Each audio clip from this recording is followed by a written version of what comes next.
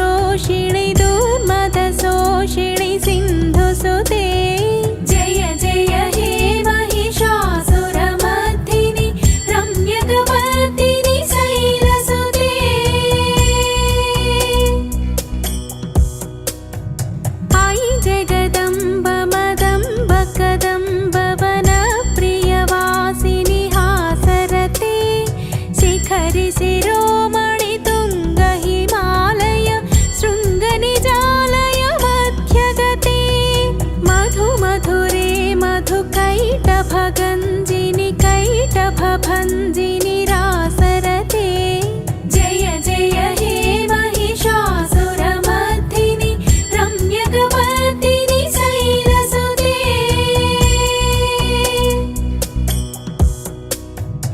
ऐशतखण्ड विखण्डित रुण्ड वितुण्डित शुण्ड गजाधिपते रिपुगज गण्ड विदारण चण्ड पराक्रम शुण्ड मृगाधि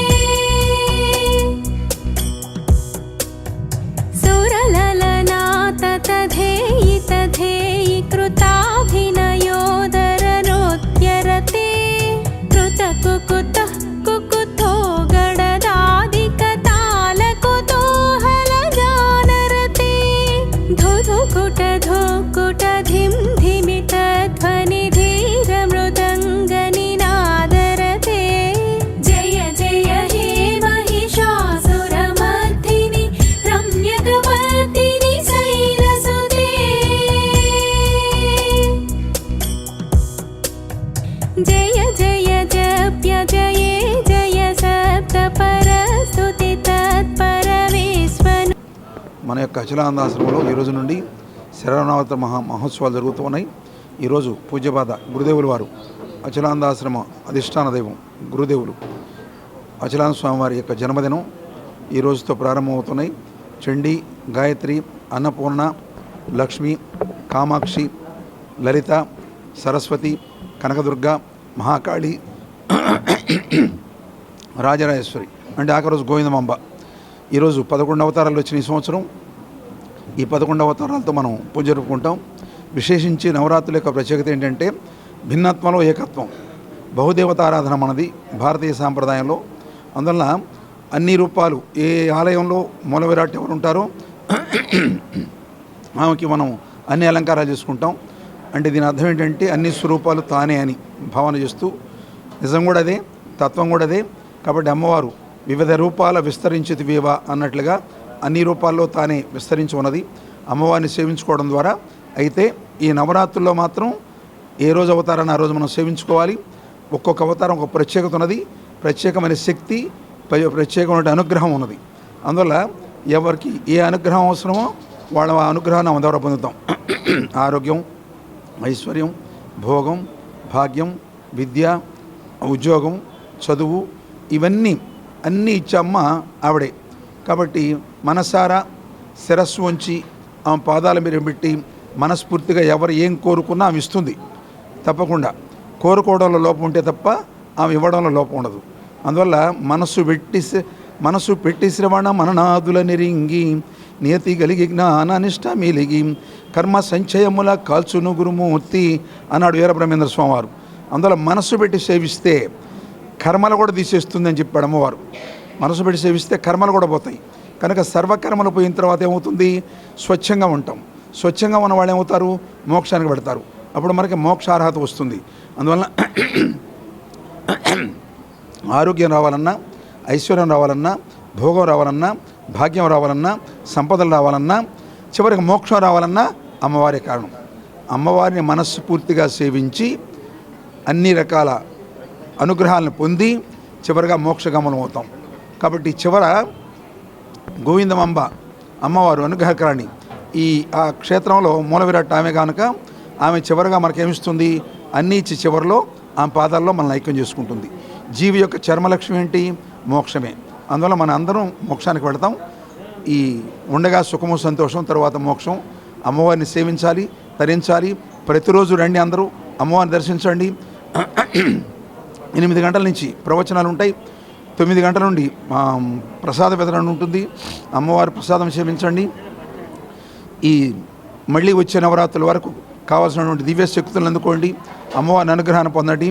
విశ్వజనీనమైనటువంటి శక్తి అమ్మవారిది, విశ్వవ్యాపితమైన శక్తి అమ్మవారు.